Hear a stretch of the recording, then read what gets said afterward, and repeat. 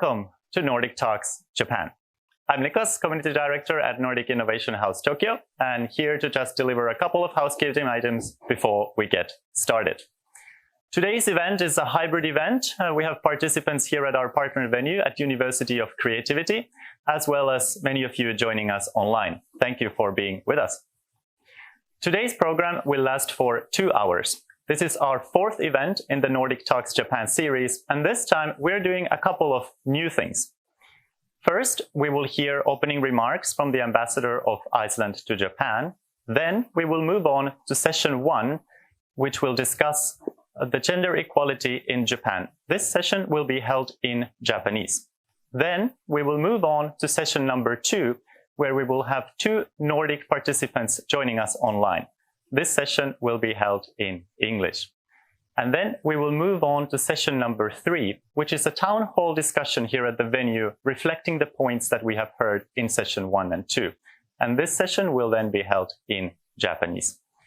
If you are with us here at the venue, you can choose to listen to in English or in Japanese by choosing the receivers, which you can find from the entrance. Channel 1 is for Japanese and channel 5 is for English. If you're following us online through Zoom, you can choose which language to follow through the Zoom toolbar. We also have a short Q&A session in session 2, so please feel free to send your questions through Zoom, or if you're at the venue with us, please feel free to just raise your hand and we'll bring the mic for you. We hope that you enjoy the program that we have prepared for you today. Thank you again for joining us, and without any further ado, I would like to hand it over for opening remarks, Ambassador of Iceland to Japan. Thank you, everyone that is here physically in the real world and those that are participating online here in Japan. To those of you who are participating virtually from the other side of the globe, I say good morning, góðan daginn, ohayou gozaimasu. It is my pleasure indeed to welcome you all to this event on gender equality and democracy here at this wonderful setting, at the University of Creativity. This is, as Niklas just said, the 4th event the Nordic embassies and the Nordic Innovation House have organized as a part of the Nordic Talks. The idea with the Nordic Talks is to create a platform for dialogue, for exchange of views, and open the door to even stronger relations, economic and social relations with Japan. And these events have covered different topics related to a sustainable future, and this hopefully strengthens our cooperation to strive towards a sustainable future. And gender equality is a human right, and it is an integral part of our ambition to achieve our goals or the Sustainable Development Goals. So today we are pretty excited to focus the talks on gender equality and democracy. And we are delighted to have as speakers, special speakers for the Fireside chat, Ms. Aida Hadzialic, who is an MP and a former minister in the Swedish government, Ms. Hanna Birna Kristjansdóttir, who is also a former minister in the Icelandic government and a former MP, and today, among other things, she is the chair of the executive board of Women Political Leaders Global Forum. And finally, and not least, Parliamentary Secretary Miyaji-san, and all the individuals and speakers have been very active in the debate on greater gender equality. It is also a particular pleasure for me to welcome Ryan Takeshita, who will be our moderator, and we will be in very good hands. Mr. Takeshita is a former reporter for the Asahi Shimbun and former chief editor of the Huffington Post here in Japan. And he also just recently founded or launched a new media initiative called Pivot. And he is the chief global editor of Pivot and the vice president. And congratulations, Ryan, with this new initiative. Thank you. We wish you all the best with that. Now, before I hand over to Ryan, I would like to use this opportunity to express our gratitude and appreciation to the University of Creativity for the excellent cooperation in organizing these events and for making this cool, really nice venue available for us and for this Nordic talk. This time around on, as I said, gender equality and democracy. With that, I'd like to hand over to you, Ryan. There you go. Yes, thank you, Ambassador, for the wonderful introduction. It's my highest honor to participate in such kind of event. Thank you so much. From here onward, we will switch to Japanese. My name is Takeshita, and I'm the Chief Global Editor of the economic app Pivot. First of all, I think that politics is important for democracy to achieve gender equality. In Japan, the House of Representatives says the ratio of female members is less than 10%. Under these circumstances, how can we achieve gender equality? As voters, we choose politicians, and I would like to discuss what to do as a whole, including those who are watching this session.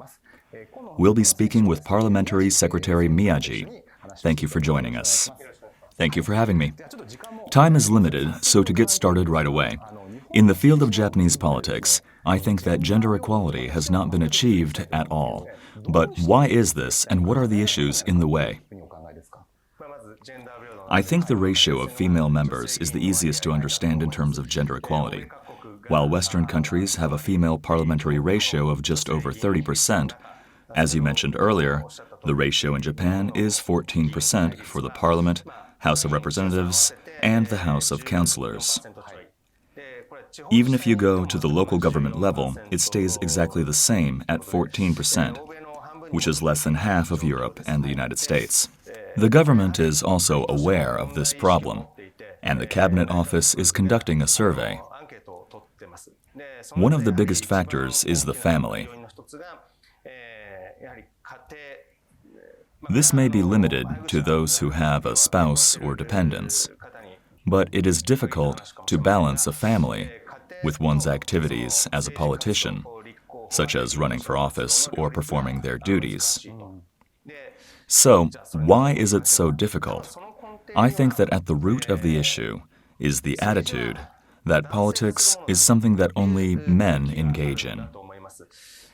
So, for the women who try to run for office in such an environment, harassment, sexual harassment, and power harassment are often lobbied against them. And as a result, there are many women who think that politics is not something they want to get involved in. Or, when women try to get involved in politics, there are many people who are holding them back. That problem existed in quite a few other developed countries, but for decades they have been trying hard to change it. I think Japan is starting to change now, but what kind of efforts are being made now in the Cabinet Office, the political world, and the Liberal Democratic Party? First of all, the political world wasn't simply standing idly by. A law aimed at realizing gender equality in politics was enacted in 2018 by bipartisan members of Parliament. As a metaphor, the canvas was set, but nothing had been painted yet. The issues were the number of candidates and what percentage of candidates should be women, known as the quota system.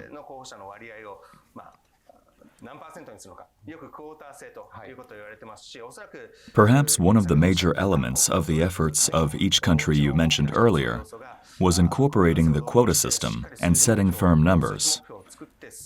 But unfortunately, although we are working to set those numerical targets, it hasn't been made mandatory. The result of this being that since I'm a member of the Liberal Democratic Party, I have both the position of the Parliamentary Secretary of the Cabinet Office and as a member of the Liberal Democratic Party. From the Liberal Democratic Party's standpoint, they cannot fully commit to discussions on whether to establish numerical targets. It's difficult to get into details, but even now, most of the leadership that makes up the Liberal Democratic Party are men. And as I mentioned earlier, some more old-fashioned members have suggested that candidates should not be divided between men and women.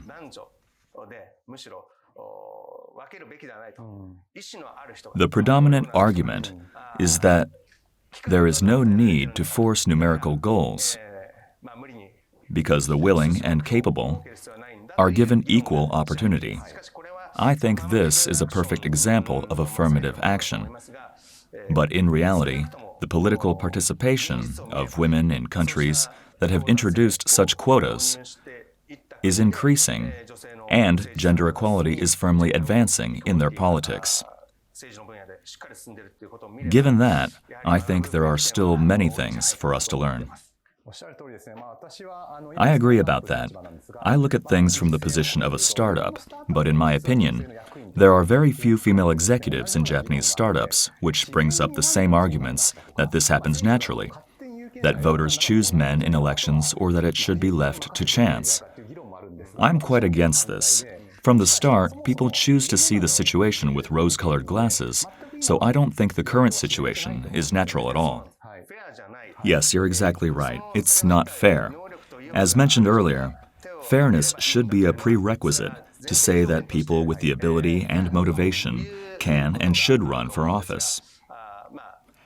The argument is taking place because it is not at all fair from an economic or even social structural point of view. I personally don't find this convincing at all.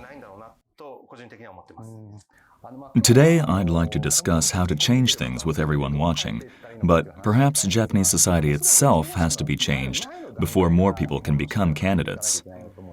There are occupations from which it is easy to become a politician, such as prefectural assembly members, lawyers, or corporate managers. There are so few women holding those positions in the first place, it's really not fair. How do you think this can change? First of all, the Act on Promotion of Women's Participation and Advancement in the Workplace was enacted under the Abe administration. I think this was epoch-making. Its goal was for the ratio of female managers to reach 30% by 2020.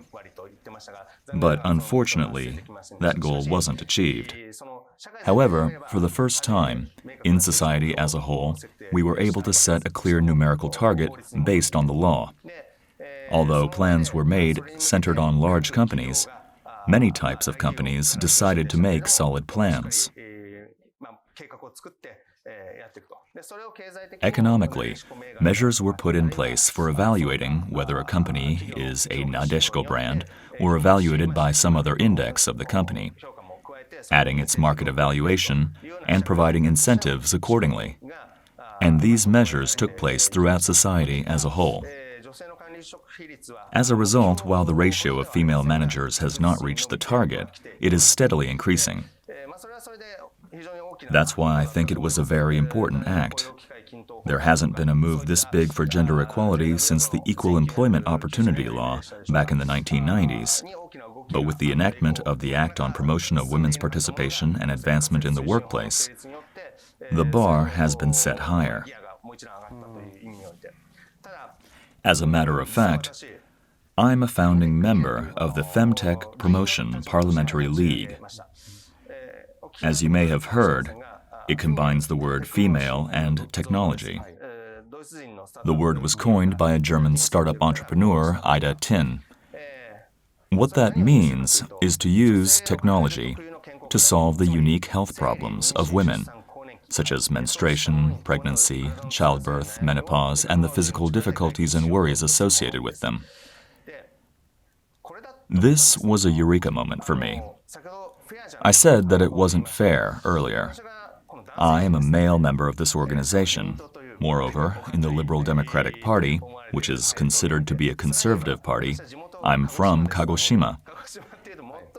Even there, I'm from the most contentious, the most conservative, and the most male-dominated and female-suppressing constituency. The reason that I started working on this program was when I became aware of the data from a certain survey. According to the survey, I was shocked by the results, saying that women could demonstrate their best or full performance for only about 1 week or 10 days in a month. Whereas a man like myself can't perform well if I drank too much the night before and have a hangover, or if I watched YouTube until late the night before and didn't sleep well. However, this is all about personal responsibility. Whether women like it or not, menstrual pain, PMS, menopause as they age, or the physical burden of pregnancy and childbirth are still issues unique to women.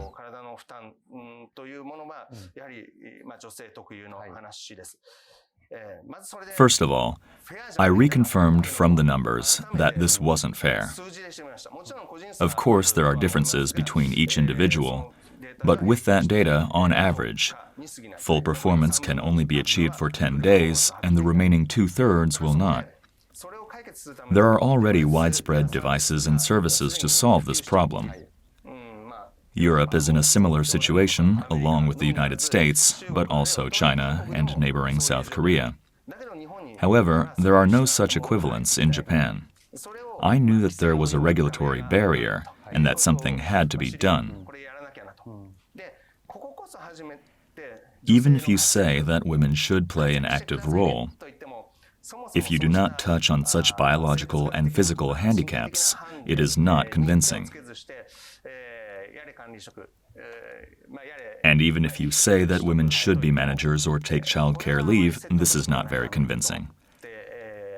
In that sense, I thought, before appealing for women's political participation, there should be more successful women in society as a whole. Furthermore, the basis is the health issues of such women, or education. I think that kind of thing is important. Thank you very much. I'm also a man, and when a majority of men in Japan are talking about women's issues, there's already a little bias, but let's push ahead with this discussion. We just talked about femtech. As the ambassador said earlier, gender equality is a basic human right, so I think it should be protected with or without merit. What kind of society do you think will be realized in terms of women's participation in politics or innovation occurring by becoming aware of women's issues? What happens when gender equality is achieved? As you just said, the source of that innovation lies in the diversity, which is an undeniable truth in all eras.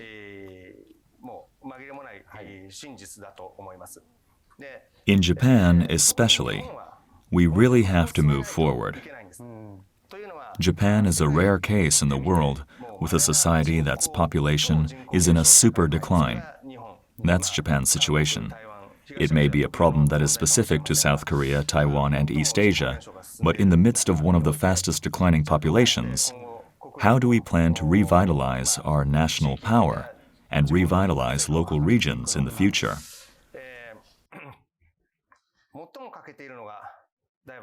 I think the thing we lack most is diversity. For one thing, we live in an environment where it is difficult for innovation to occur. I personally think that must be a cause when looking at the development of vaccines, for example. Another thing, the population will decrease. Of course, we will take measures to combat the declining birth rate, but there won't be immediate results. For the time being, we must think about how to maintain society and economic vitality with population decline in mind. One way to do this is to innovate and increase productivity. Another approach is to attract people and investment from overseas. However, is a closed, uniform, and non-diverse society actually attractive? Would people come to invest? With that in mind, the answer is no. And in that sense, I think that gender equality is very important as a matter of human rights. But also in the socio-economic sense, I think that gender equality should be the most sought-after goal in Japan.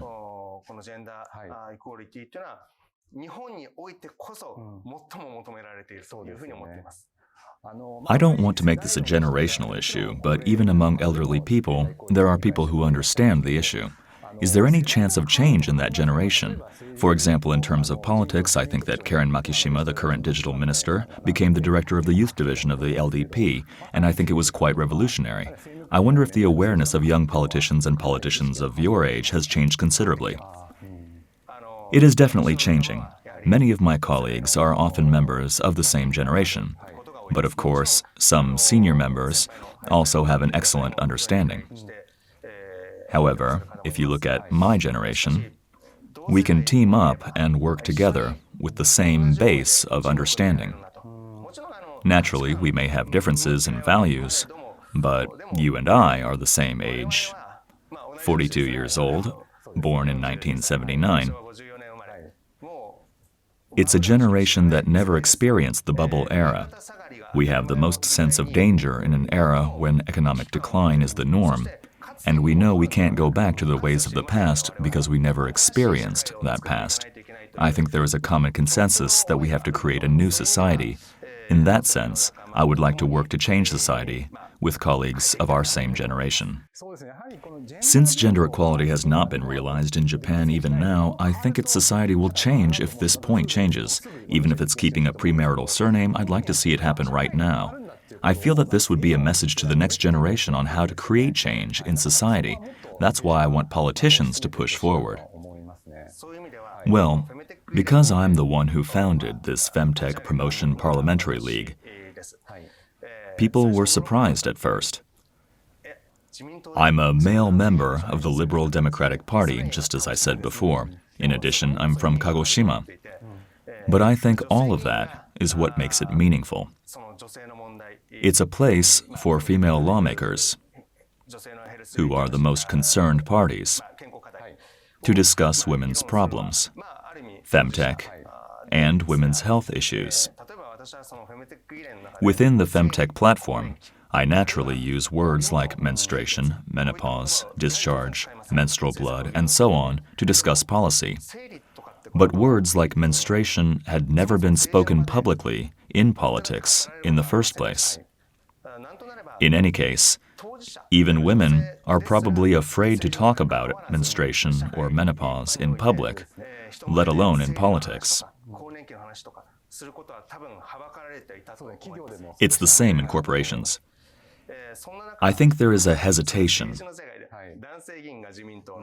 Meanwhile, in the political world, I think it was quite revolutionary for a male lawmaker like me to talk about it in the Liberal Democratic Party and in Kagoshima. I think that's why they felt the most impact from me. That's what I think the result is. I think that the voters have to change as well. I was actually a reporter in Kyushu, and the voters there are also biased. For example, thinking politics should be done by men and their wives. A politician's partner should be there to support them. I think there is still that prejudice, but do you feel that society is changing now? Firstly, my wife works in Tokyo, but she is not involved in my campaign.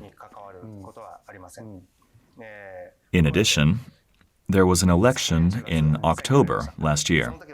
At that time, I appealed that femtech and women's health issues were the first and foremost issue to be addressed. As a matter of fact, even the people who support me told me, "This is Kagoshima. You have to talk about agriculture, talk about construction, civil engineering, and social capital development." They're mostly in the farming industry there. Or I was told that diplomatic security is important because it's the Liberal Democratic Party.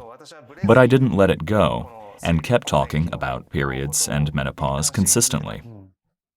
At the time, it was a tough situation, but I was elected. I think that was something that had never happened before. And I think that it was a sign of a change in society, or rather, an actual change. That's why, even in Kagoshima, Articles about menstruation and menopause have been printed more and more, and I think it is meaningful that such things are actually being discussed. I understand. I'd like to discuss this more, but we only have 2 minutes left. The theme of this talk is Inspire to Act, so action is a central theme. With the remaining time, would you say a few words about how you will take action as a government officer yourself in the future, if you have some final goals and actions you can share with us? Fortunately, after the election, I came to be in charge of gender equality as a minister of the Cabinet Office. I am in a position to be able to do what I was fighting for in the campaign as Parliamentary Secretary. We will move forward one action at a time. In fact, tomorrow, training on women's health issues will be held as a part of training for new employees who join the Cabinet Office on April 1st. This will not only be for women, but of course for male staff as well. This will help form understanding of various menstruation and menopause problems, such as even though there is a system for menstrual leave, it is rarely used because it isn't well understood in the workplace, or because you don't know what your colleagues will think. But if it is taught from a common foundation, it will surely become easier to take menstrual leave, and you can discover various other solutions. The training will first be given to the new employees and then formally to the administrators. We'll take the first step in the country in the Cabinet Office and throughout the government institutions in Kasumigaseki, which are seen as the most archaic, and I hope that the message spreads more and more into the economic world and local municipalities as well. Thank you very much. This was a discussion on how gender equality can change the Japanese government with Parliamentary Secretary Miyaji. Thank you.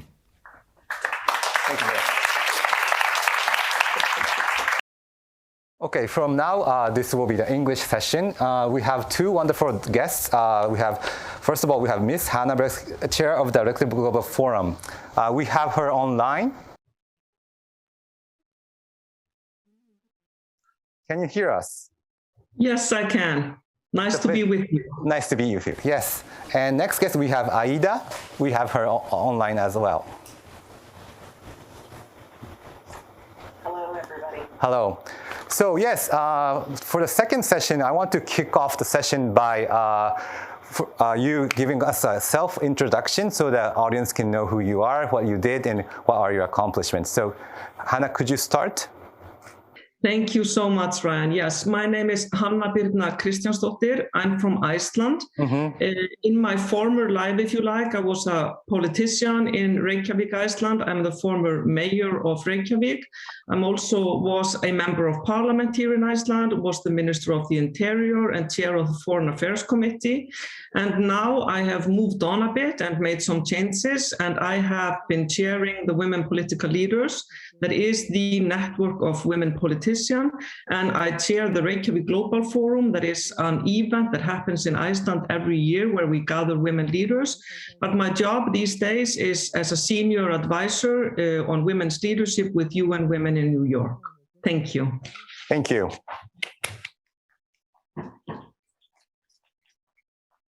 So next, Aida. Well, thank you so much, and thank you for the invitation to participate in this event. So my name is Aida Hadzialic, and by training and education, I'm a lawyer focused on European law. But for the most part, I've worked as a politician, served as deputy mayor in a city called Halmstad on the Swedish west coast. Served as minister at the Ministry of Education, and currently serving as one of the commissioners in Stockholm and running for governor of this county in the elections now to come in September. So that's briefly my background, but I've for a long time fought for the issues which we're going to be discussing today, that is gender equality and democracy. And Hanna and Aida, I heard both of you have connection to Japan. Could you share us how? Yes. Yeah, thank you so much for recognizing Ryan. I came to Japan first in 2015. I was then chairing the Foreign Affairs Committee from Iceland, and we were invited to the Parliamentary or the Parliament in Japan for a visit, and had a wonderful time with your parliamentarians discussing gender equality, but also the sort of common issues for Japan and Iceland. And I can honestly say, I mean, I've traveled the world, but I think I've never been greeted as kindly as in Japan. And next time I came to Japan as the chair of Women Political Leaders, we had our annual summit in the Parliament of Japan in 2019.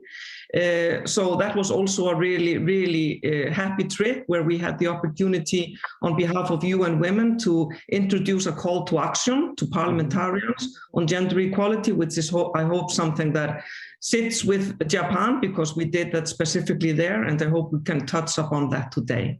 So that has been my visit to Japan, apart from all the other connections. Thanks. Thank you. Did you have the opportunity to listen to the first section? I did, yeah. What did you think about it? I really liked it. I think what is so important, and for me, it's really a happy news to hear when a vice minister talks about sort of this not only being just and fair, but also just common basic knowledge, you know, that gender equality can increase and will, of course, increase. It's the issue that we have not taken advantage of for economic growth. I liked his sort of aspect on that. And also what I think, Ryan, is really important is recognizing that there is an issue to be solved. And that approach, I think, is the key to getting better when it comes to gender equality, is to recognize, and Iceland even recognizes that we haven't done all that needs to be done. So thanks for that. Yes, I 100% agree. It's very important to put on the table so we can discuss gender equality. Exactly. Thank you. So how about you, Aida? Could you share us your connection to Japan, and what did you think about the first section of my talk with the Vice Minister? Yes, of course. So I've been to Japan several times, professionally and privately. Professionally as Minister of Education back in the day, where we discussed educational issues, of course, and how to strengthen our cooperation when it comes to that topic, but also culture and economic ties, which I believe are really important for Japan and Sweden in this case to strengthen, but also the Nordic region as a whole. Privately, I've been there just to enjoy the food, your culture, great people, and I really look forward to going back there. But as I believe I mentioned in one of our former talks, I even managed to snap back a little Shiba from Tokyo last time I was here. So we have a little Shiba here in Stockholm now, which is a great reminder of Japan each and every day. Thank you. Great. Yes. I also like Shiba also. So, yeah. So since we have a limited amount of time, I want to kick off the session by asking the two of you, what do you think about the most important factor to achieve equal representation, especially in politics? I want to start with you, Hanna. I mean, I think when we look, for example, at where we are with what we call the gender equality gaps, I mean, where are we with the real gaps? Of course, we have gaps in loads of areas, but what you can see if you look at the statistics, the political engagement part and the leadership part is where we are most lacking. I mean, if we don't increase representation of women, not just in politics, but also in leadership in general, it will greatly affect our democracy and our societies and our prospects. So I think we need to look into that. In several areas, we have done better. For example, when it comes to health care, when it comes to education, when it comes to certain businesses, we have done better. But it's the constant discussion, Ryan, about the glass ceiling. I mean, there is as if we cannot push through. And if you look at the statistics, I mean, in parliaments, you see approximately 25%, 26.7 in some statistics around sort of female parliamentarians.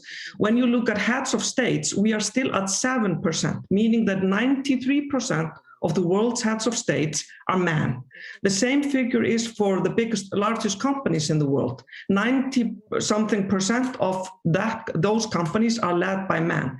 And these are just sort of not just serious numbers, but they are damaging for our democracy, and especially if we look at the way kids, our young generation, see the world. So I think we need to realize this number, we need to face them, and gender equality, Ryan, is not just a process that happens. It is a decision that you make. You decide that you are going to present your country, you are going to move, when it comes to legislation and action, into gender equality. So this is why I really like the way your vice minister approached things. It needs to be tackled. It is a decision to do this well and make sure that we succeed. Yes, could you tell us about your experience in your country? What went well and what are still challenges we have to face ahead? Thanks for asking that. There's nothing that makes me more proud when I talk about my country than to mention the way we have dealt with gender equality. I mean, Iceland has for 12 years in a row been ranked #1 from the World Economic Forum as the country where it's best to live as a woman. So of course we have managed, but it's a decision. It's a consensus decision. And within politics in Iceland, from left to right, this is a consensus issue. We all more or less agree that this is one of the foundations of our society. We know that our economy goes better. We know that people are happier, they live longer, they are healthier. So all of these statistics are better when we have gender equality. That does not, however, Ryan, mean that Iceland is a heaven when it comes to gender equality. We still have a long, long way to go. And we still have the gap in representation. We still have issues to be dealt with when it comes to gender-based violence, for example. So there are loads of issues that we still need to tackle. I was a politician in Iceland for 20 years, but of course left 10 years ago. But I can honestly tell you that even in Iceland, I felt like a guest in politics because the culture in Iceland is male-dominated when it comes to politics and when it comes to leadership. We are used to seeing men in suits with deep voices. We are not used to seeing, if all of us were to be super honest and we were to close our eyes and say, what do you see when I mention a leader? We see a man. And that is still a hurdle for women in politics. I see. It's very interesting you mentioned you felt as a guest. What do you mean by that? Could you go down deeper what you meant by that? I mean that when I was starting fairly young, of course, I mean, I'm 55 today. It's like, this is 30 years ago. Let's not forget that. Things have changed. I was one of the few women by the table. I was used to having meetings on meetings on meetings, events on events, political gatherings on political gatherings where I was in minority. So what I'm saying is that I felt like a guest in a game that had been designed, developed and managed by men for a long, long time. It didn't mean that it suited me. It meant that it suited them, not necessarily me. So I'm just also pointing out, Ryan, that numbers matter. It's not about one woman getting there. It's about the numbers getting there. It doesn't change unless and until we have the same number or approximately the same number of women and men and full diversity by the table. Otherwise, we are not fairly in the game. Thank you for sharing your personal experience. I believe the audience has connected their experience with yours. Thank you so much. So next, Aida, I want to ask, what will be the most important factor for us to achieve gender equality in our world or in your country?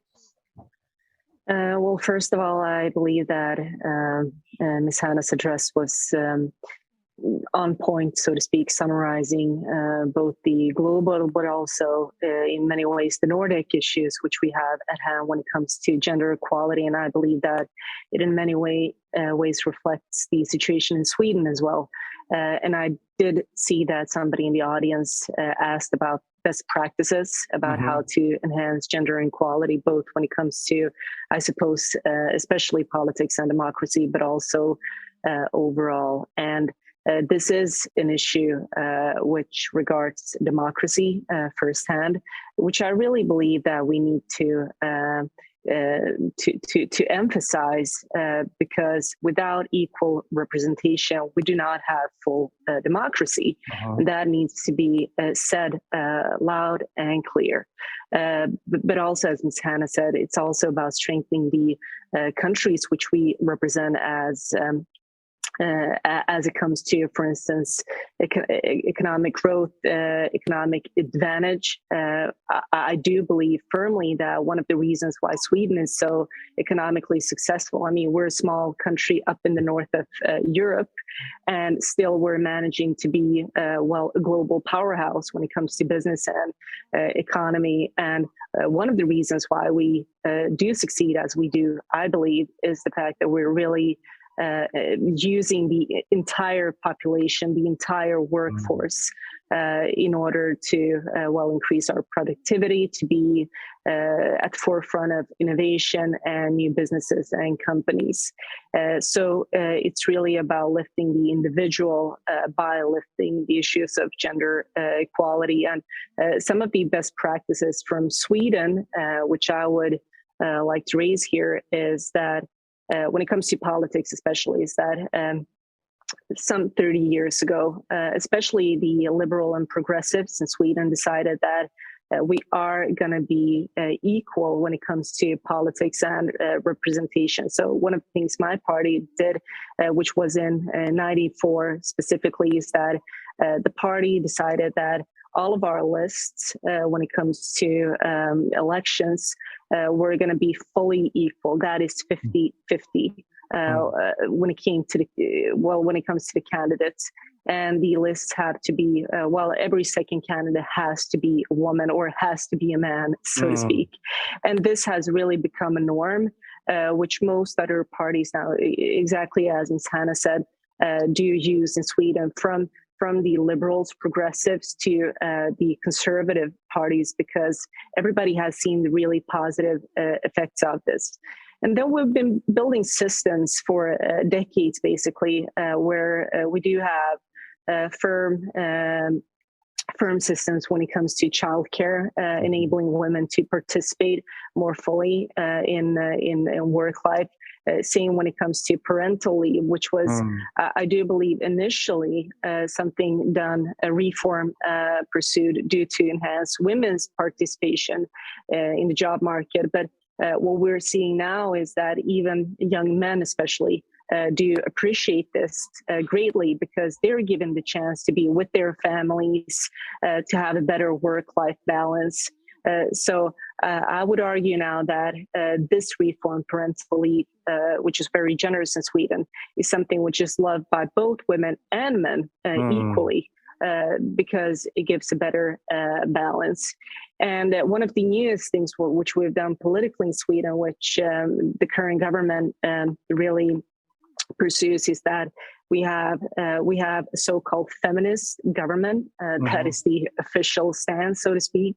We do have a feminist foreign policy, and we have feminist budgeting when it comes to our economic policies. So all economic activity which the government pursues really has to be seen through the lens of equality. So how does it impact gender equality generally in the society? All those things have to be analyzed before a reform is implemented, so to speak, which I do believe is going to enhance these matters even more in our country. But exactly as Ms. Hanna said, I mean, we're far from done with when it comes to gender equality in Sweden as well. I do believe that we've come a long way when it comes to politics and democracy. But we do see that when it comes to business, there's still more to be done, even though business leaders in Sweden as well do recognize the importance of this when it comes to board representation and higher level appointments, because what I do hear and what we do read when it comes to reports and such statistics is that all those companies who have better representations when it comes to boards, for instance, they do better on the markets as well, because they get a broader perspective and qualifications which they wouldn't normally have. So we're seeing an increased activity when it comes to better representation, in regards to gender equality, also in the private sector in Sweden, which I'm very proud of. But do believe that we need to keep pushing for development there as well. Thank you. Fascinating. Could you explain to us about what you meant by feminist budget? Because that's a term maybe the audience or myself haven't heard much in Japan. So could you give us some context? What's a feminist budget? Sure. So from a Swedish point of view, from a Swedish definition, I would say a feminist government is a government who pursues gender equality. And feminism is about gender equality. It's not about pushing back men in our society. It's about enhancing women and giving them equal opportunities. So, yeah. Thank you. Aida said about the 50-50 of the candidates putting equality candidates on the list. And I want to ask Hanna, because some people in Japan argue that it's not fair in a way, because if you make the list 50-50, some men will be kicked out, at least in Japan. So do you agree with that, or do you think numbers are important? I think numbers are super important. In Iceland, however, there are certain political parties that use quotas, others do not. For example, the party that I belong to did not use quotas. And I must admit that when I was my younger self, when I was like 20 or 30, and I honestly believed that I had absolutely the same opportunity as my fellow male when I was, for example, studying in university, I did not believe in quotas. But being 55 and having 2 daughters and have seen the slow progress, I believe in quotas. And I think, I absolutely understand that somebody can sit down and say, well, it will then exclude men. No, we're talking about 50-50. We are 50% of the population of the world. So how can it be unfair that finally we reach that? And if it needs to be, because some would argue that this is forcing, I would argue that the manpower of the world has been forcing women to move outside of the states for quite a long time.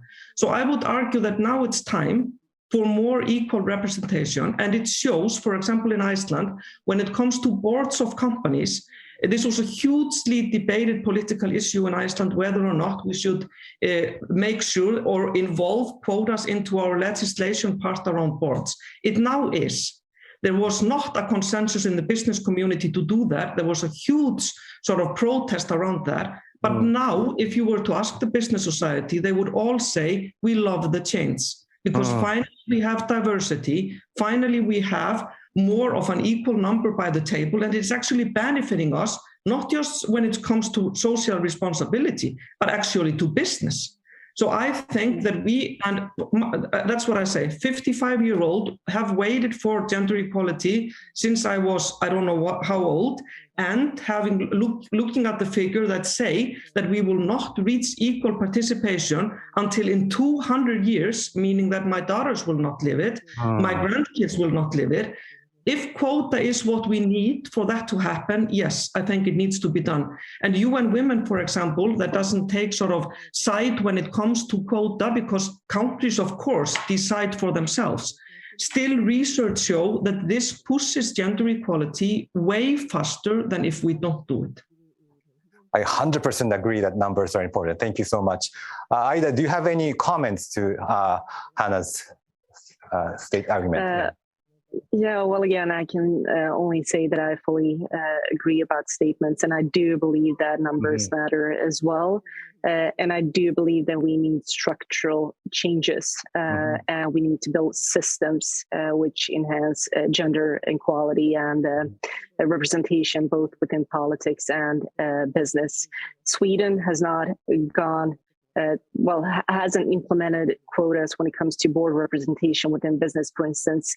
But we did have or do have a vivid debate about this, where the government has said that if these numbers, when it comes to gender representation within the private sector, if the numbers don't get better the government will introduce quotas as well when it comes to in the private sector.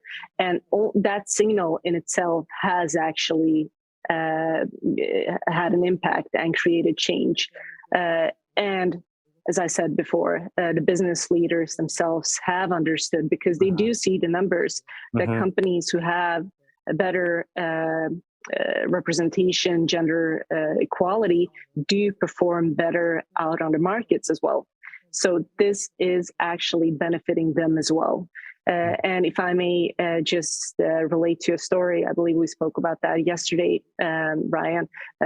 Upon one of my visits to Tokyo, I had a chance to speak with the management of IKEA in Tokyo, and they spoke about all the wonderfully skilled Japanese women which they had hired, which were very educated, very skilled, and IKEA itself had introduced childcare and better parental leave opportunities, which had really attracted lots of talented women to the company, and the company had never done better. I believe they had a growth of 8 to 10% a year in Tokyo. And they were, as they expressed it, wonderfully grateful to all the Japanese women which were contributing to the business development of IKEA in Japan. Thanks for sharing that story. Aida, you mentioned that gender equality not only leads to human rights, but also companies' growth or success. But if that's the case, why aren't every Japanese business leaders are doing so? Why are they reluctant to do it? Well, I do believe there is a resistance, consciously or unconsciously, when it comes to these matters. And we do not, even though we do have the statistics showing that more equal companies do perform better, I do not believe that the knowledge is enough spread across the globe. And I do, as I said, know that we have these issues in Sweden as well. But I do believe that it's important that we talk about this, that we share the knowledge, and that we keep pushing that this is not only a matter of democracy and politics, it's also a matter of economic success. Thank you. Next, I want to talk about citizens, because in the first session, I talked with the Vice Minister that voters also need to change, because it's us who decide which politicians to go to the parliament. So I want to start with Hanna. What's the situation in your country? Has the voters or the society changed and the politics changed, or it's the vice versa? Could you tell us about your situation in your country? I think, Ryan, that this would be both ways in Iceland. I mean, for example, in Iceland, although parties do not have quotas, I would say no party would try and put forward a list in Iceland where there isn't equal representation. Whether it's forced or not, they just know that the voters will say this is not working. So it's sort of going both ways, if you like. I also think what is really important here to recognize that, I mean, we see, and for example, at the Reykjavík Global Forum that we host here every year, we present an index that is called the Reykjavík Index, where we calculate and measure the perception around the world, for example, in Japan, the perception of the public or the general citizen on leadership and men and women. And we see there that we have a long way to go. There is still only 70% of the people, approximately in general, that feel that women should be doing the same things when it comes to leadership as men. And there is also a prejudice towards what a man can do. So it's vice versa. It's also these old norms and stereotypes on what you should do as a man and what I should do as a woman. This, of course, needs to be challenged and changed. But what I think is really important to recognize that the voter, of course, can and is gradually changing and seeing this as the right and just way to do, of course. But we also need to make sure that we have the situation to do it. For example, if you look at the Nordic countries, you see that what has been the most dramatic change, and I sometimes say this story from a personal perspective, when I knew that I lived in a fairly gender equal society, is when my young kids woke up at night and they cried out for their father as well as for me. Meaning that he had the opportunity, we have equal rights when it comes to paternity leave. He shared 5 months with his daughters when they were born. I did as well. Meaning that he was just as much the caretaker as I was. Meaning when they woke up and were sort of in their sleep, they were just as likely to call for their father as for their mother. Meaning that the equal stand, I think, and in countries where this is not the case, where women are still the main caretaker of children and home, this is where we see the imbalance. So I think we need to change the environment for the general voter, being able to both work or decide at least whether to work or stay home. So there is this sort of social aspect to the whole thing on what a voter will do when it comes to elections. Interesting. How about the private sector? Because in Japan, it's also the same situation that men are the people who are working and women should stay at home. How about the private sector? Are they changing? How they're leading the discussion? They are changing here, but also that is also part of what we said earlier, Ryan. It's a decision. There was a decision in Iceland to change the law when it comes to paternity leave, to make sure that there were the same right for women and men. There was a decision made in Iceland to adopt legislation where you are not allowed and you will be legally punished if you're not paying a woman the same figure that you pay a man. This is a decision, it's a political consensus that this cannot work, meaning that the private sector is adopting, meaning that when you are hiring in the private sector, you would look at me and yourself and you would say, Ryan is just as likely to go off for a period of months because he needs to take care of his kids as Hanna is, meaning that we become more equal when the decision is made on who to hire. So it's these old role models that we, of course, need to tackle and sort of consciously change. I 100% agree, because personally, I took a parental leave 14 years ago. But at that time, I was criticized by a lot of people that men should keep working and not leave your office. So I agree 100%. So I'll hand it over to Aida. What do you think about the roles of voters and citizens in Sweden? I think it's really important, and I do believe that we've seen a change of norms.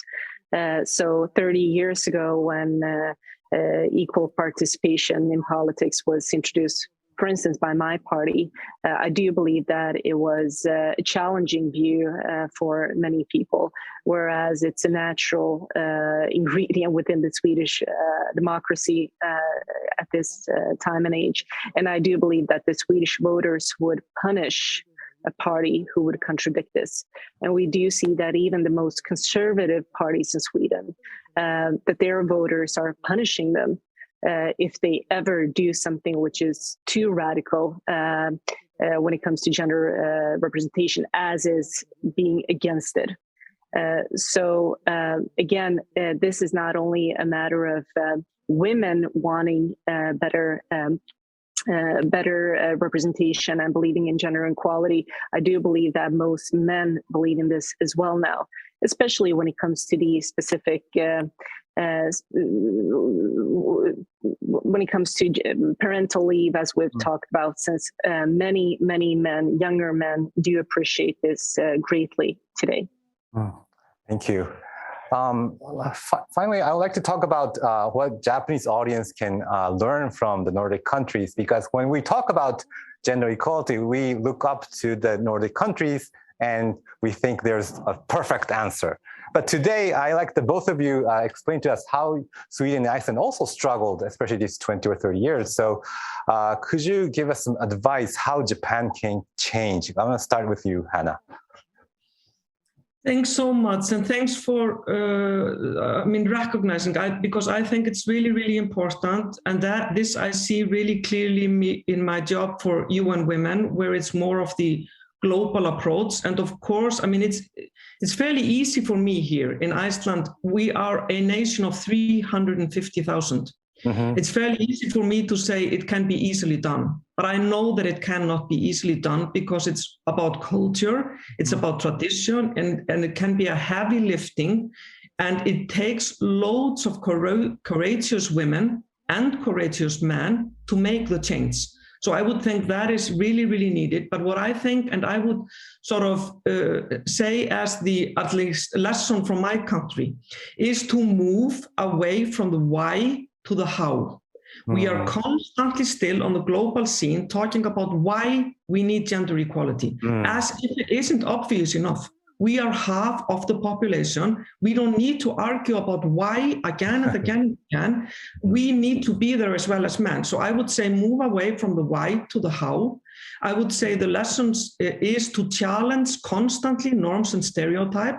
Like, for example, you mentioned earlier, you taking paternity leave. It's also us to do that, to be challenging those norms. I think that numbers matter. I think role models make a huge difference. For example, in Iceland today, our prime minister is a woman. Our minister of foreign affairs is a woman. There is equal representation in parliament and governments, and it matters. So I think that is super important. I would also like to add from the standpoint also of UN Women that we need to make sure that the laws represent women as they do for men.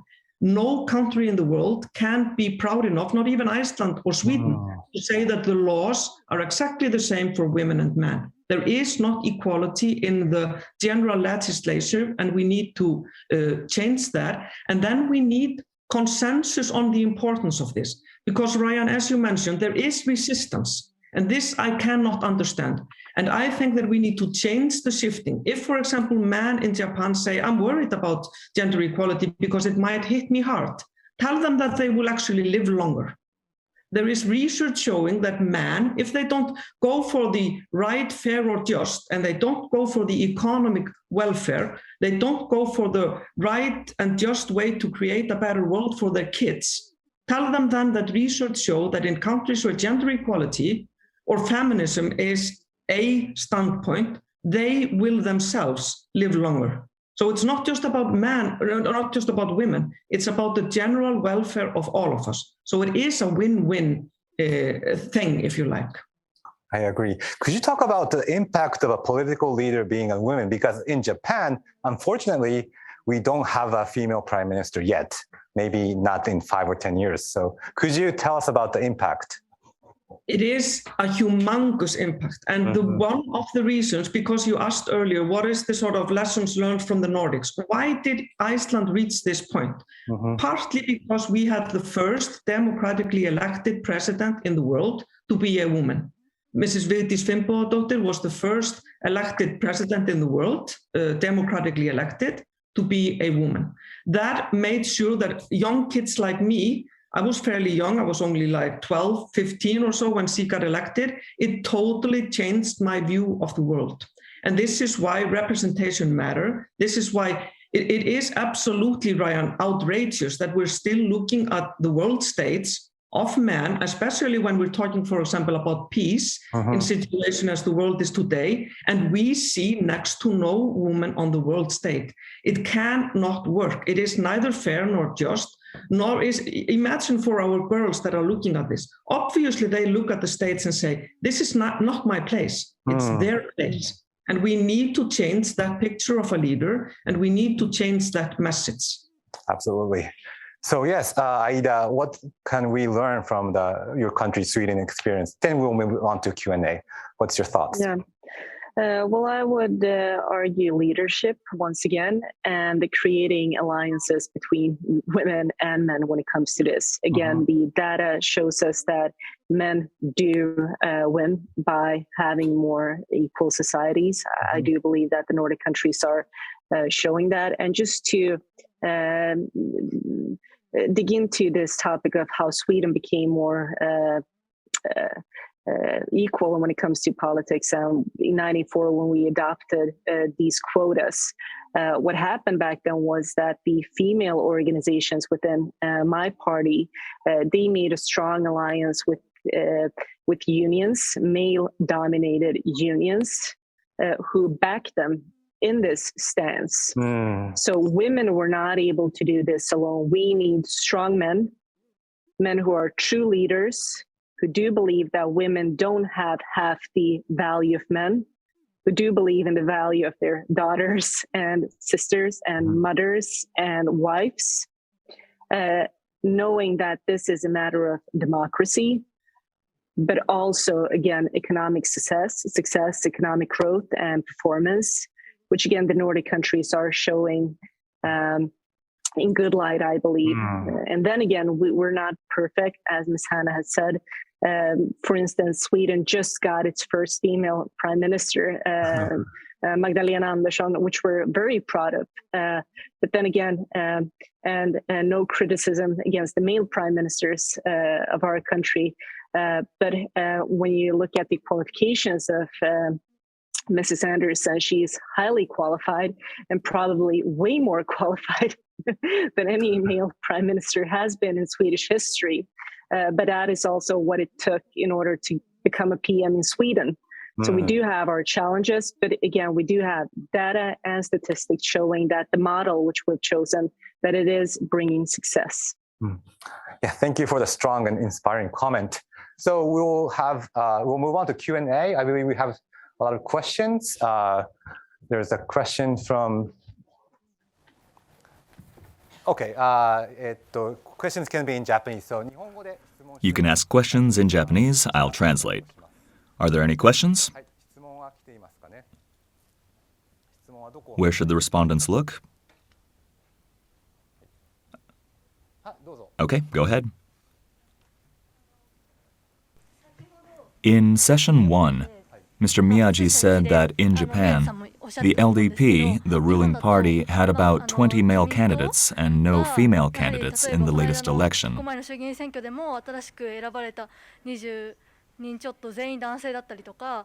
So introducing a quota system in a political party can actually promote gender equality and women's representation.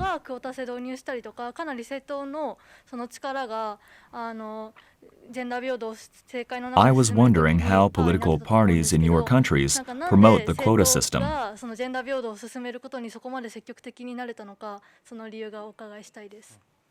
So her name is Momoko. She wants to ask about political parties taking a role, because in the last election, the ruling party in Japan, the Liberal Democratic Party, has only chosen men candidates. So she was curious, how can political parties engage in gender equality?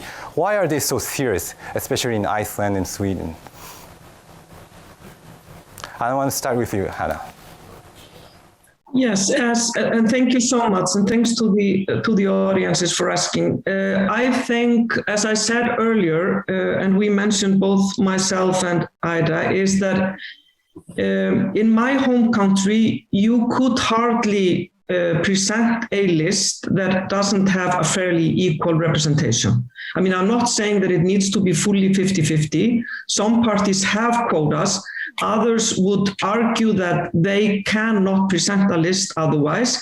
All of the political parties in Iceland, there would be a total consensus on this, would see gender equality as one of the main issues within Icelandic society. It is even defined as one of the foundations of our foreign policy, meaning that it's seen across the sort of spectrum, if you like. Also, just to underline the importance of this, what political parties can do, they can put the issue high on the agenda, first and foremost. They, of course, need to reflect that in representation, and they need to sort of show that they actually mean it. I also think, just to add to what Iceland has done, for example, I think we are the only country in the world that has done so. Our prime minister is also the minister of gender equality, meaning that we do not have a dedicated minister that takes care of that. She, as the prime minister, decided that this would be her issue to sort of put it higher on the political agenda, if you like. So I think political parties can do a lot, and they can do so much when it comes to changing the perception of a leader, as we were mentioning earlier. Thanks. どうですか、能條さん、納得しましたか？はい。How about you, Aida? Why are political parties in your countries so serious? Why are they so engaged? Well, this has been coming for decades again. So none of this happened overnight in Sweden either. So our democracy is approximately 100 years old, which is still very young when you look at when you look at world history. And these issues were really they became hot topics, I would argue, in the 60s and 70s in Sweden.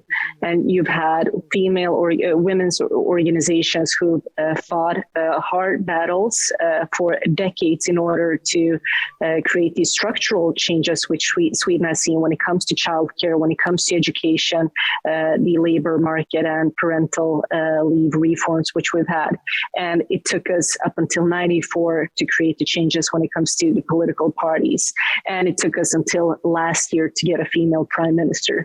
So it's a development, and none of this happens overnight. But I do again believe that it's a matter about leadership. It's about deciding. Fully agree with Hanna about the how, not the why.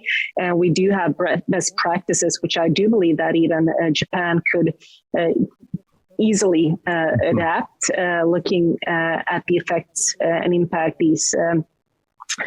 these policies have had in Sweden and the Nordics. And currently we do have a situation in the Swedish Parliament where the majority of the party leaders are women. Which is something historic. And we also, just as Iceland, do have a female prime minister and a female minister for foreign affairs, which is really showing that women are, of course, capable and able to run a country and a society in a successful way. Thank you. Is there anyone else? Yes. Today we have about nearly 200 listeners participating online, and this is a question from one of them, Yoichi Suzuki-san. How can we educate the politicians on this issue? Any good practices in the Nordic countries?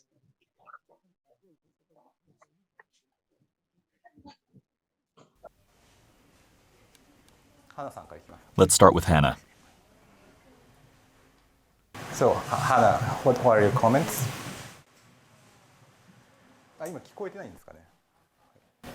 Did you get the opportunity to hear the question? Yes, I heard the question. Do you want me to come in? Yes, please. Yes. Sorry about that confusion. I didn't hear well from your side of it. Thanks so much. Yes. Thank you. I think this is a really, really important question about how can we educate the politicians. And just to mention, Ryan, what I mentioned earlier, for example, and I can share that with you as well.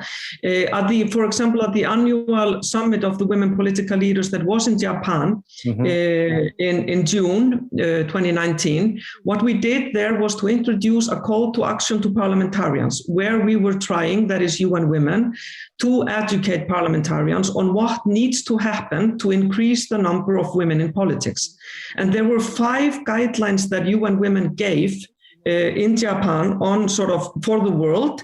And that is to try and make sure that we end discriminatory law. So parliaments look into what is wrong with their legal system to make sure that women have the same opportunity. We need to increase via some direct measures the number of women in parliaments, cabinets, and leadership.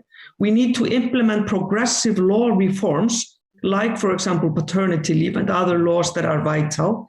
We need to constantly challenge the norms and traditional gender stereotyping, and we need special measures to support women in politics because they are treated differently, not only by the public or the voters, but, for example, by media, by social media, etc., etc. So there are these 5 guidelines that were done on a global scale on what is done to make sure that the politicians are up to speed on this.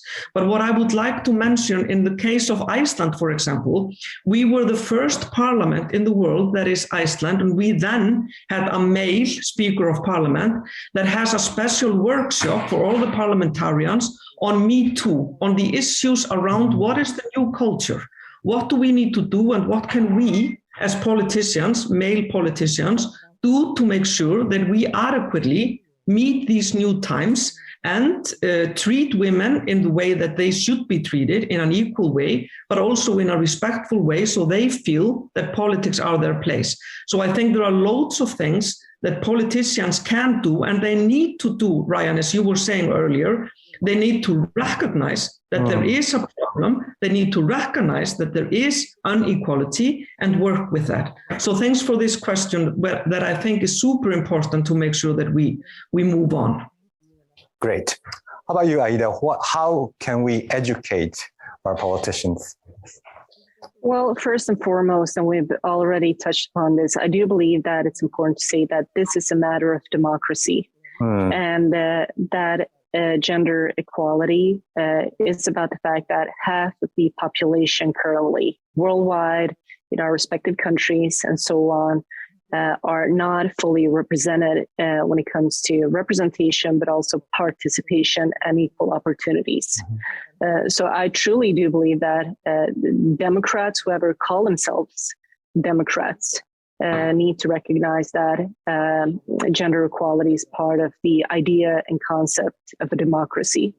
And then, as we've touched upon several times during this session, it's about the data, it's about the statistics, it's about showing that gender equality really matters when it comes to important issues such as economic development and growth and international success and competitiveness of a country. And most important, perhaps, again, the leadership, having both female and male representatives who really pinpoint why this topic is important, because without leadership, somebody who is willing to take that first step, that is, without having that, you really get, you really lack the instrument needed in order to create the impact that we all want to see. So again, the best practices do exist,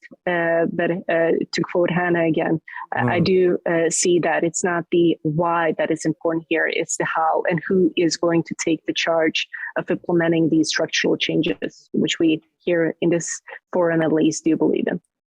Thank you. Not why, but how. I agree. Any other questions from the floor or from Zoom? You can ask. Yes, please. Yeah, thank you. I wanted to ask, you've talked about that it is time for decision, for action, and that we need brave women and brave men to step up and do their part. What would you like to see men do more? We've talked about paternity leave, we've talked about care in the home. What would you like to see men do more of to address this and make this a more obvious thing that we involve in our daily lives, and in particular for young men?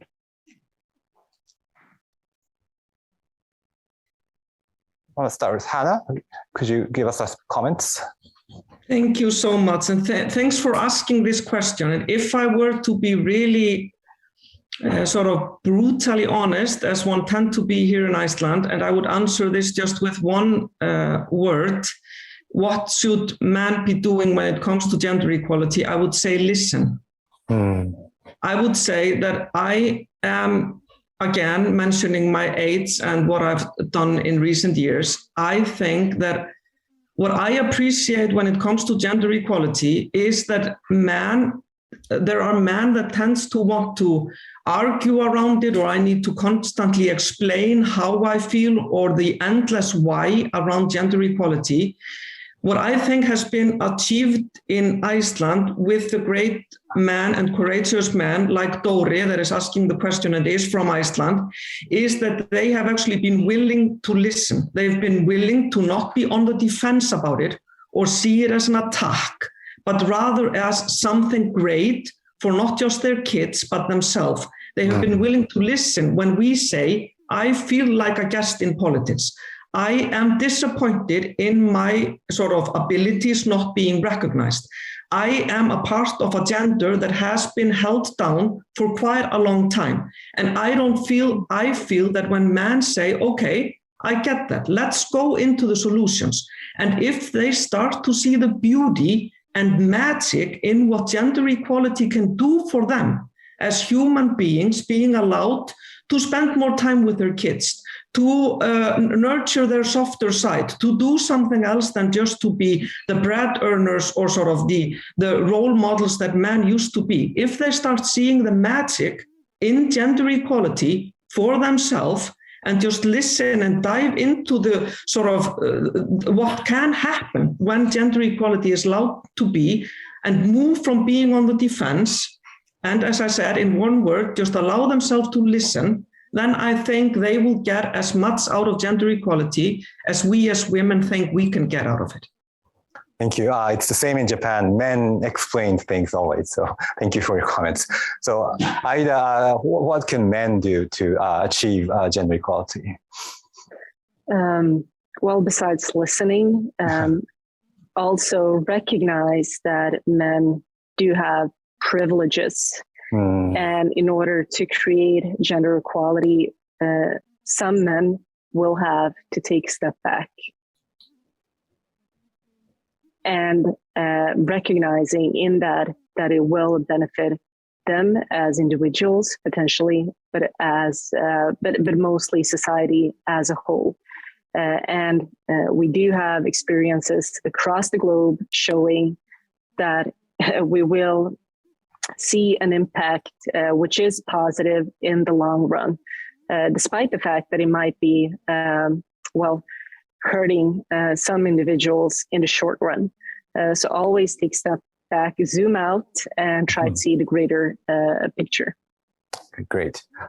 So we think we need to, wrap up. So since the session is about taking actions, I want to ask final comments from both of you. What you will take actions, how we as an audience can take actions to achieve gender equality. So I want to start with Hanna. Any final comments? Thank you so much, Ryan. And I would like to again use this opportunity to thank you, all of you, for inviting us to join you today and to have a part in this important discussion, because of course we recognize that Japan, and let me also say this just to make sure that I put the sort of, not the burden, but the responsibility. It really greatly matters what Japan does when it comes to gender equality. Japan is a big player. It really, really matters for the world that Japan moves swiftly and thoroughly in the sort of firmer direction when it comes to gender equality. So it's a global issue that really, really matters to all of us. I think also when you talk about actions, I think we need to make sure that we act. We also, as the feminist I might be, and Aida as well, and many of us that are speaking here today, we need to allow for people to find their own sort of, I can fight for gender equality because I find it just and all right. Others might find it better to fight for it because they see it as an economic solution. Others might find another reasoning for it. We need to allow for that spectrum. And that also goes for us that are sort of thoroughly in this as the sort of, this is the only right way to go. But I think on the end, I just say what I said earlier, I think the actions need to be streamlined around moving into the how. And there are, as Aida has been mentioning, there are global sort of guidelines on how best to do it, but also once the societies themselves just have to make the real big and bold decision to make gender equality their priority, and then they'll find a way to do well. Thank you. Thank you. Aida, please. Well, on a personal level, I would say continue being bold and do what women before me have done, such as Hanna, standing up and in some ways also demanding a seat by the table, despite the fact that it's not easy, not being afraid of using my voice, speaking up, believing, but also acting. And that is, I would say, my main message to perhaps especially the young women listening to this, that not allowing anybody to make you smaller than you are, especially since I do know that Japan has plenty of skilled, educated women, as we've spoken about before. So knowing that you have a democratic right to demand more. And then continuing this dialogue, of course, and just sharing thoughts, views, best practices, showing that it is possible. Thank you so much. I'd like to invite all the people at the venue to give a round of applause to Hanna and Aida and those of you online. Thank you so much.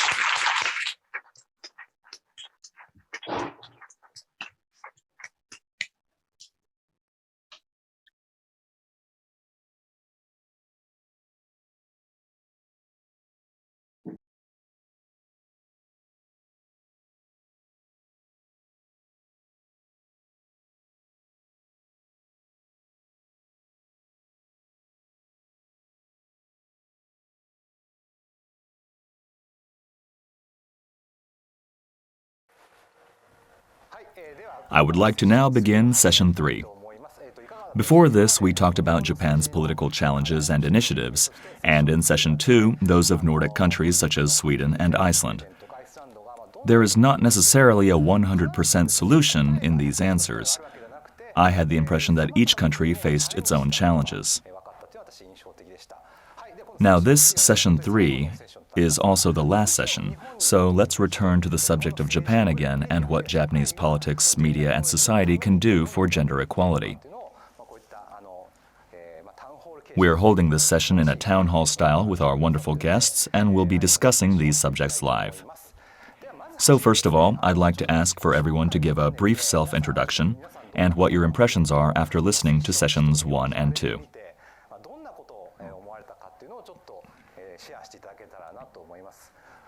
Where should we start? Should she wear a mask? Is that okay? Let's begin. Thank you very much. My name is Daimon. I worked at the English edition of the Japan Times newspaper for a long time and was also editor-in-chief, but now I'm freelance. I'm writing various manuscripts now about things like gender equality and a variety of other subjects, but that's what I'm working on at the moment. There were a lot of things that were discussed today, and I think it was a very encouraging discussion. I hope we can continue to talk more about these subjects from here on. We've been talking mostly about politics until now, but I'd particularly like to talk a little bit more about the media's role. That's true. There are so few female reporters at newspapers and TV stations, especially in Japan. That's right. There are few female reporters and especially administrators. I think that has to change in order for the rest of society to follow suit. I see. We'll try to discuss things from a media perspective as well in the next segment. Let's move on. My name is Megumi Okano, and I am the Vice President of the Kanto branch of the Japan Youth Conference. I've been involved in gender-related activism for about 10 years.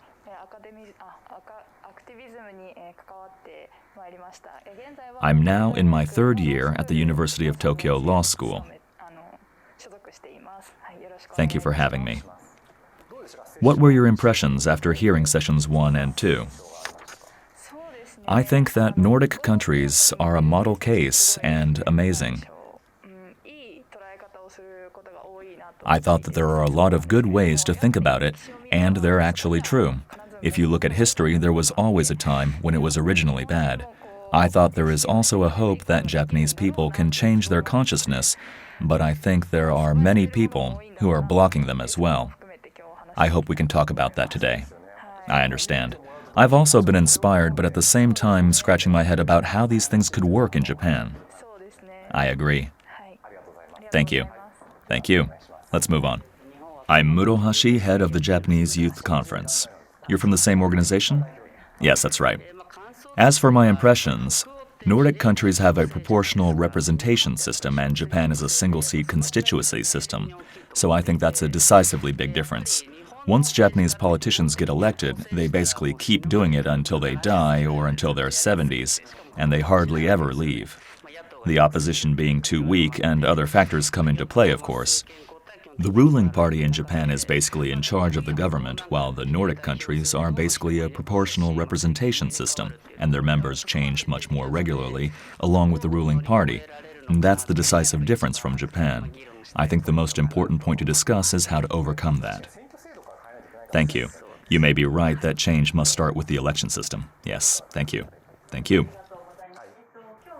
My name is Aya Motohashi from the University of Creativity, the venue where we've all gathered today. The discussions in the first half were very interesting, and there are some keywords that left a great impression on me, but especially in the area of bias. Everyone has a bias, and as Hanna talked about, knowing that everyone has it, it's very important to promote understanding.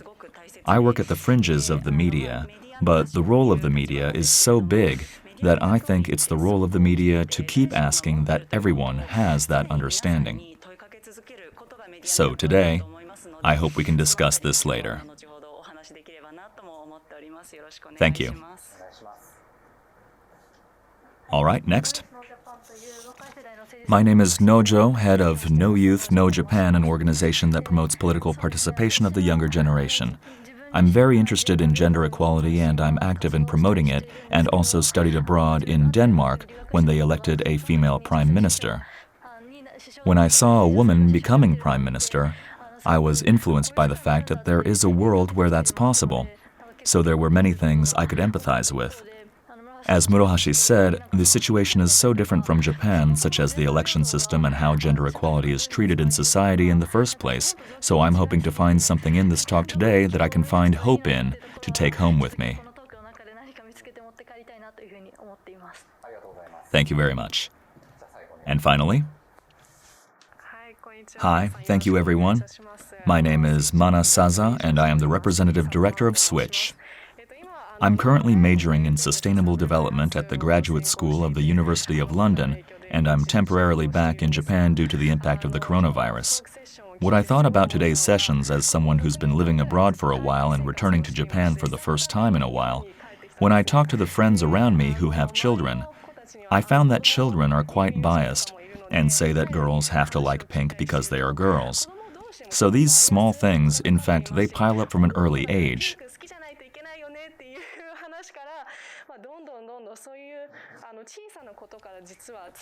I really feel that education is the basis for a woman's understanding as an adult, looking at different genders through different lenses.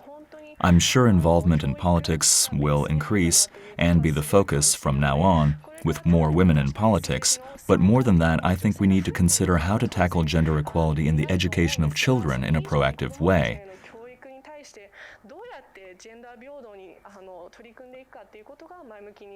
I would like to talk about how to do that today.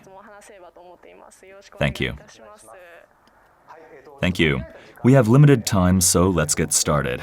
I think the media and politics are the two themes, and we understand the issues within them quite well, so I would like to focus on talking about solutions.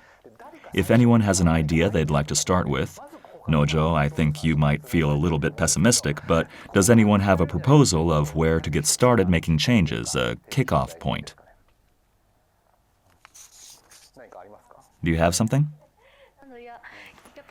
I think it's the same with politics and the same with media administrators, but I couldn't think of any other way than getting the old guard to quit early.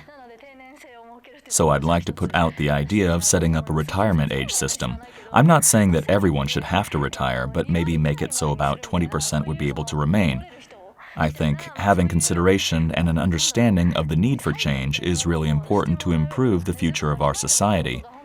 I don't know if this is something that could happen as an automatic self-cleansing action or if it should be forced, but I believe it's necessary. I see. What do you think? You hear a lot from young people in your organization, so do they want people to retire?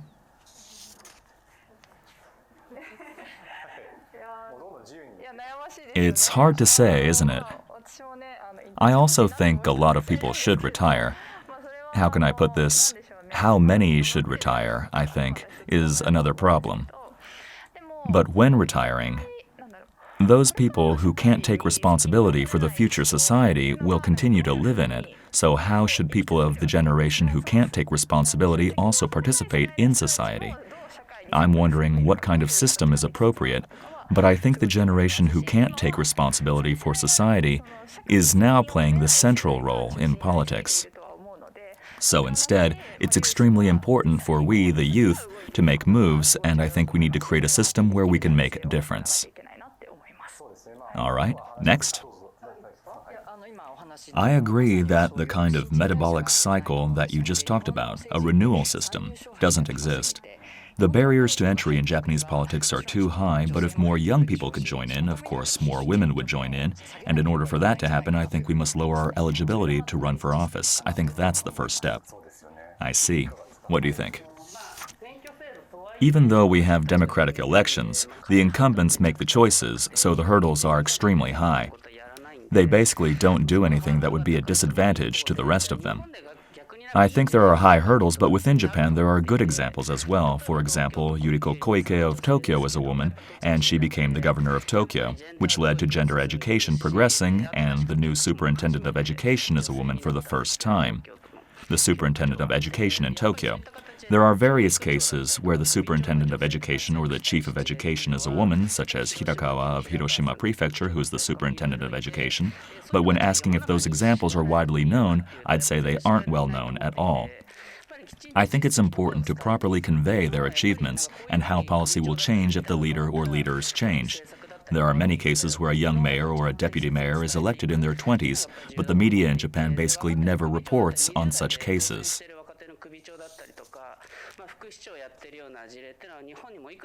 I think it's extremely important to spread awareness of actual achievements of women and young people standing up to lead.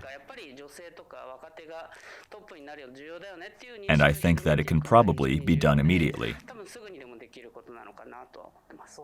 I see. People would also be interested in how they were successfully elected. Yes, exactly. How about from a company perspective? Companies also have few female managers, but the number of female section chiefs and managers is increasing. Is the know-how being shared or changing now? I'm not sure about the know-how. However, as you said, the media is behind everywhere else in that regard, but everyone is working hard to change. I think it's a transitional period that's trying to change how to share know-how and share knowledge in a way that isn't happening yet. How should that begin? Well, I think it's important to connect. Even if we do something beneficial on our own, we may not notice it, so we are trying to connect horizontally with media peers, especially now. While connecting with peers, we actively try to not only find our faults, but also the good points and good things, and incorporate the positive. There is now a movement to verbalize the non-verbalized habits that have not been verbalized until now, certain customs and certain kinds of attitudes. We have a role to inventory and verbalize our own activities properly, and after that, the media will share them. So that's what we are trying to do properly.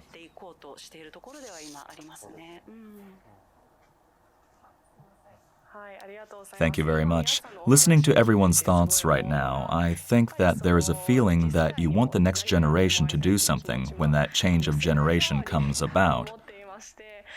I agree that there are a lot of people who want others to retire right now, and I'm one of them.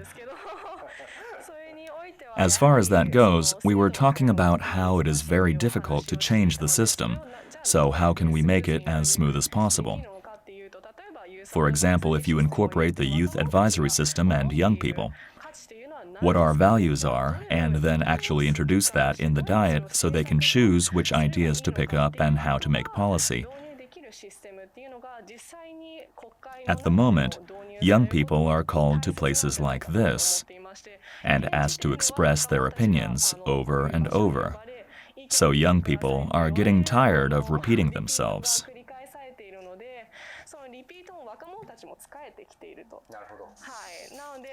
There's already a list, so we shouldn't still be talking about why to introduce these ideas, but how. It's the how that we really have to push forward. But only young people getting that point across is impossible, isn't it? Even adults have to say that they will support young people, and they have to proactively put more pressure on the government through coalitions and support from the business world as well.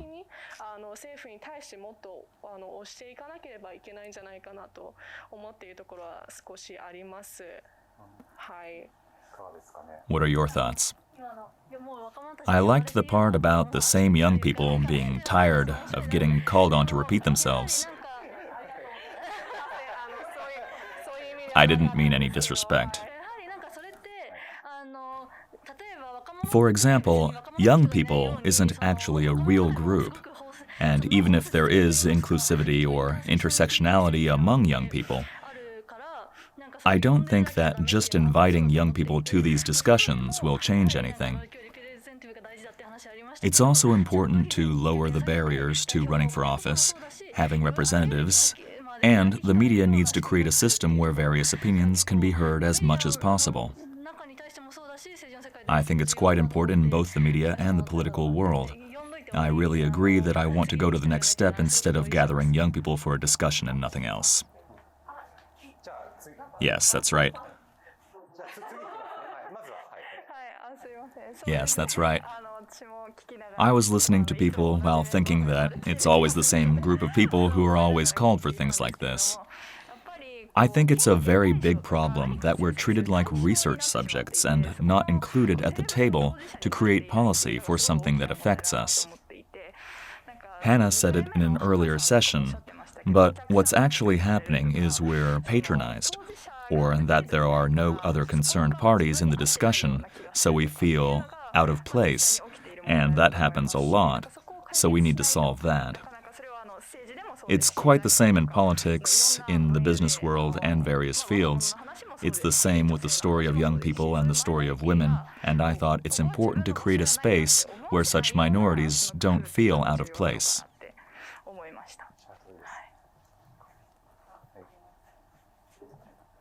Thank you so much for your hard work. You're doing a great job. As a final comment, I wanted to say that the data for 2021 is that 1 in every 2.5 people in Generation Z have a desire to contribute to society. My question is whether the social contribution programs of companies such as CSV or CSR match the expectations of young people entering a company as new employees. Because there are many companies that don't actually fulfill these expectations, I think that there will be more and more young people who will quit. After they quit, it's true that the number of people who start a startup is certainly increasing tremendously, but on the other hand, there is no actual system that supports them. So I think they will leave Japan. Then, who will work when there are no young people left in Japan? It's people from overseas, isn't it? I have no idea if Japan will really accept them, but I think that's the bottleneck.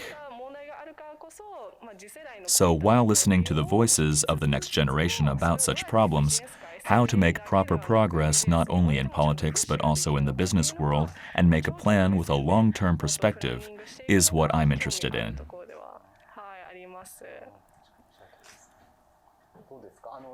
That was a good point. Even this kind of event is just an event, isn't it? Young people need to be included in the real discussion. I think the most easy to understand example is job hunting. Companies don't just hold events but actually face the younger generation. Does your view of employment change?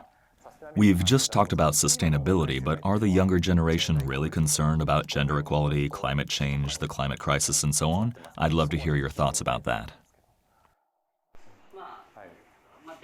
In terms of the data, the reality is that Japan has honestly low interest in climate change, and women are the most interested when it comes to gender. The most crucial factor is overwhelmingly high interest in work-life balance, and the criteria for choosing employment is now work-life balance over salary. In that sense, I think the way we work will change completely. On the contrary, what I want people at companies to change their thinking about is, in the case of Japan, activists like Nojo are gradually increasing, but those people's activism puts them at a disadvantage in finding employment and actually makes employers avoid them. On top of that, you get harassed online a lot in this country. There's no sense of support at all, unlike Sweden and Northern Europe, which are more supportive and encourage activism. You are allowed to be absent from school. You can participate in demonstrations. If you take time off school in Japan and go to a demonstration, you'll get criticized very hard. If adults don't help change the environment to become more supportive, I think it's quite a challenge to increase the number of people engaged in activism. That's a big problem. I agree. Work-life balance came up just now, but I think what politicians and the media have in common is saying working long hours is the key to being successful. I think we have to change that. As you said, it's certainly difficult individually. The walls are too high. However, working in cooperation with others, for example, I'm in a few groups of female reporters, and we female reporters try to work together and find what works best and write articles in that way. On a positive note, the percentage is low, but the number of female reporters has increased by about 23%. The percentage has been increasing 7 years in a row. So the ratio is gradually increasing, and it's a horizontal collaboration. Even if everyone fights at their own companies, their bosses will take it out on them. So it's not like that, it's an underground connection. If a person from company A writes about a topic, a person from company B will also publish it. Then it would become competitive, and in the media, if something gets written about elsewhere, you'll have to write about it as well. I think it would be interesting if we could cooperate like that more. Last year, at the time of Yoshiro Mori's disdainful remarks about women, I was collecting signatures. The first outlet that featured it at that time was Reuters. About 2 days later, the Japanese media started covering it. This is Japan, but for some reason, overseas media was faster to cover the story, and I thought that Japanese media is so behind. There was a press conference, and all the reporters there were women except for one company, and everyone was fighting within their company, saying, "I'm trying to convince my boss to publish this." Those reporters said that more of the people who can decide, such as the administrators above the reporters, are also becoming women, which is the reason they're able to write about it. I thought, this is how things gradually change. Rather than increasing our numbers one at a time, I think that it's necessary to make a movement, like increasing our numbers en masse to some extent. In terms of making that kind of change visible, NHK was doing a campaign on political poverty last year and the year before, but that was basically thanks to female reporters. Once again, I think that conveying how having them in positions of authority is changing the content of what's being reported. To add one more thing, we often hear young people go vote, but even though Yamagata Prefecture has the highest voter turnout of young people in Japan, almost no one knows how Yamagata Prefecture is doing it, and the media doesn't report on it. It's because Yamagata Prefecture has made a system for young people to participate in decision-making by establishing youth seats for each council for about the last 10 years. However, you never hear about it, and it hasn't spread to other municipalities. There are surprisingly a lot of good cases. I really want those to spread and develop all over. The media neglects those stories? Yes, they neglect them. The way of reporting a good example in the media tends to put the main focus on their life stories, like a group of young people working hard are good, or there are wonderful women who work hard and those people become the focus. Rather than objectively focusing on the work they've done and how to reproduce it, they focus on stories with originality that people will read and maybe share. That's the focus. Things won't change like that, and that may be a problem with media consumers like us, but it's necessary for the media to change the way they report.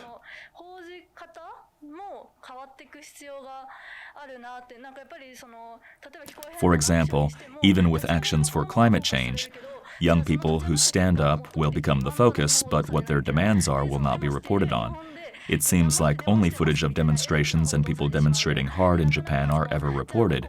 For every 5 things you want to be written about, only 1 is published with no follow-up, because people like to see young people who are working hard, feel good about it, and that's the end of it. I think young people have to change, but I think that the media side can also make changes. You're right. The story is already biased, isn't it? Is it time? We have 2 minutes. Does anyone want to go last? Don't worry about it being the final comment if you have something to say. Do you have something? I'd just like to say one thing. Yes, please. I think we need to incorporate the quota system in elections, no matter what. Even in the current system, there are proportional representative districts, right? If they wanted to, the House of Representatives, the House of Councillors, and political parties in the proportional representative district could make a lineup with men and women, so I wonder why people don't demand that they stop the revival of the losers and ask for parties to arrange the same number of men and women candidates, at least in the proportional districts. I just can't understand it. Why don't we start from there? People do want that, but the incumbents are simply not lined up. The CDP can't get support unless they do that. What I mean is they need to be more self-aware. To be honest, it's just that the volume of people's wishes is not transmitted very much. I think it's strange that they can do it even now, but they don't. They could start from there and work to change the whole system. To put it bluntly, they need to be put under more pressure. For instance, whether the CDP takes the action or another party starts it first, the Liberal Democratic Party shouldn't be able to ignore it. So I wonder why they don't do it. In terms of that, the proportional upper limit of the LDP is 70, but the CDP is not doing anything, and it seems that Ichiro Ozawa, who is about 75 years old, gets his way. That kind of thing is taking away from the position of young people, so it should be criticized exactly as you said. I think we have to put enough pressure on the Liberal Democratic Party to make them feel it, and I think we have to include the media in that. In the previous session, a politician's workshop came up, but I think it's necessary to have a workshop for the media as well. I think it's necessary to protest with enough power for them to do it or be made to do it.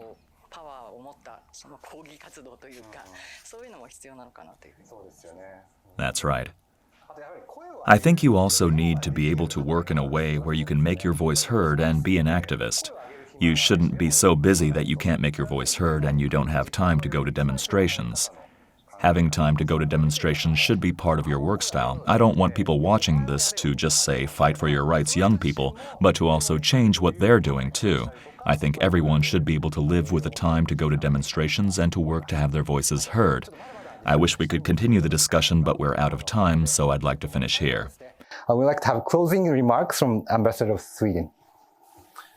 Thank you so much. And wow, this is really what the Nordic talks are about. Right when it starts to become exciting, then you say we have to stop. Yes. But someone said we meet at events like this and we should be careful that it's not only events. But these are the Nordic talks. So this is when the Nordic countries speak to Japan and we talk together. We really share ideas. And it's not a thing that we tick a box for an event, we move forward together.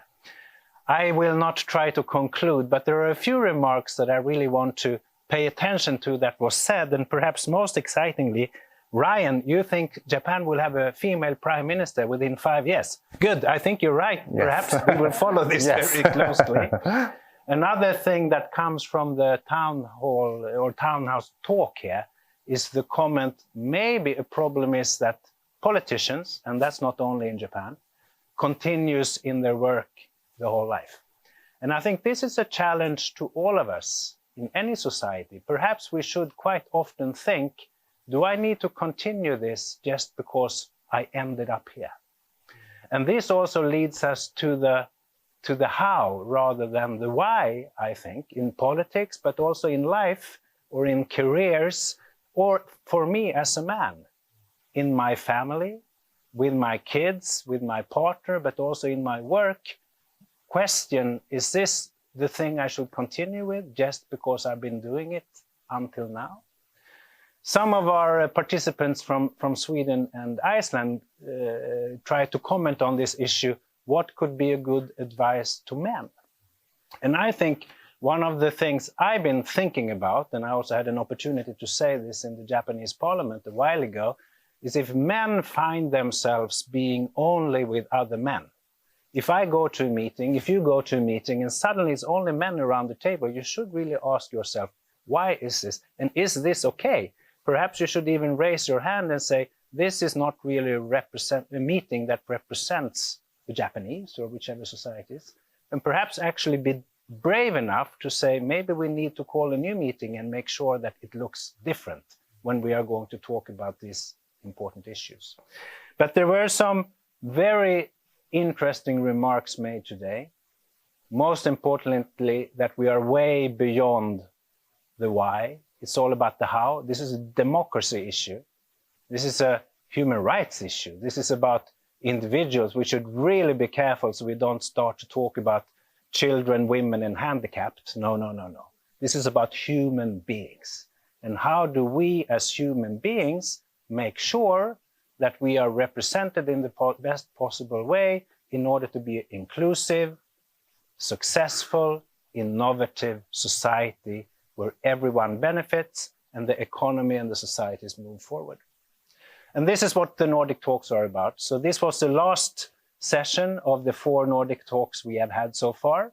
We really hope that we will be able to continue. And if you have ideas, please let us know. Let the Nordic embassies know that these are topics that we want to talk with the Nordics about. This is what Japan wants to talk with Hoku about.